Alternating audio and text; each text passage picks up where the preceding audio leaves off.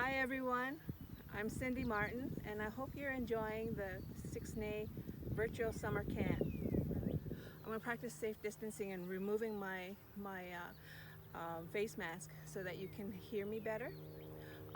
One of the things that I wanted to mention with our virtual summer camp is the proper technique of swinging your paddle on the water. We are promoting the proper technique of paddle. Many people will either do canoeing, kayaking, or stand-up board paddling. I brought two paddles to show the correct demonstration of how to hold your paddle and help you understand the process of changing its side when you swing your paddle from right to left or left to right. So this right here, we're going to start off is with the kayak paddle. The kayak paddle has two edges on the side that you can see. They will scoop the water, and what you're going to do is you're going to be swinging them forward to the back. So you'd grip in the middle of the paddle itself, and this you could use this as a gauge because this is in the middle. With paddling, that whole stroke is moving, extending your arm straight out, and then pulling back, and then rotating the paddle itself to the forward. And it would be in a combination movement with your right hand moving to the forward and your back hand moving to the backwards. So with the strokes that we have with paddling, you could put this into the water and it would turn you to the left. If you put this edge of the paddle on the right side, it will turn you to the right. To help keep your kayak stable, you can put this, turn this on its round edge, and then you would butter the water like a butter knife would be spreading butter on bread. So it'd be just back and forth. And the same thing with this side too, just to keep your kayak stable in the water. The other thing that I want you to know is that if you don't have a kayak, what you can do to practice this movement is sitting on a chair, like so, like at home, and it would be in the same movement of holding the broomstick, and you just be rotating your arms with a circular motion going forward to the back. So that's what this technique would be. And you don't want to bend your arms too much. You want to try and keep them as straight as possible, and you just be going into the water.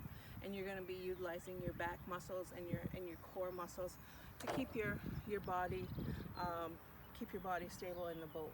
So it's going to be a lot of shoulder movement and your upper torso. So the other thing about paddling is this is the stand-up paddle here. Many people think that holding the paddle on this edge is proper, but actually you want the paddle to be pointing up. So you see this little angle right here, it wants to be pointing up. So if you don't know which one it is, just lay it down on the ground, and this should be facing up or extending on an angle. So when you hold this paddle, your handle is going to be here, and your thumb is going to hook underneath the handle itself. You're going to hold the shaft here, and you're going to have your arms, both arms locked and straight. So you're going to be swinging your paddle to the front and then pulling straight back to your hip. And then you would lift this up out of the water, swing it to the front, and then again paddle backwards. The other thing about this is when you change side, you're swinging it to the other opposite side. And again, it's the same movement. You keep both arms straight, your elbows locked, and you pull forward, and then swing to forward and pull back to your hip. Swing forward, pull back to your hip. But you're going to be doing a lot of motion here because you're going to be using your upper body. You're going to keep your arms locked and your elbows straight, and you're going to be moving it this way. I'm only limited here because I'm showing it to you, this process on the ground. So it's It's coming up and down. And again, you're using your thumb underneath the hook of your handle, and that's going to be your gauge. You're just lifting and up, lifting and up. So again, you're using your core and your back muscles as well. So again, if you don't have a stand-up board paddle, we'd be using this stick here, and it would be the same movement, and you'd be just going in this way right here, in this direction. And you would also use that with your your canoe paddle would be going in this direction. You'd be swinging it forward and back, pulling it back. Swing forward, pull back. And this one as well, you'll be swinging it to the other side. Keep your elbows straight. And again, if you don't have a canoe or a stand-up board, you can be doing this on a chair at home and practicing your technique and your momentum as well.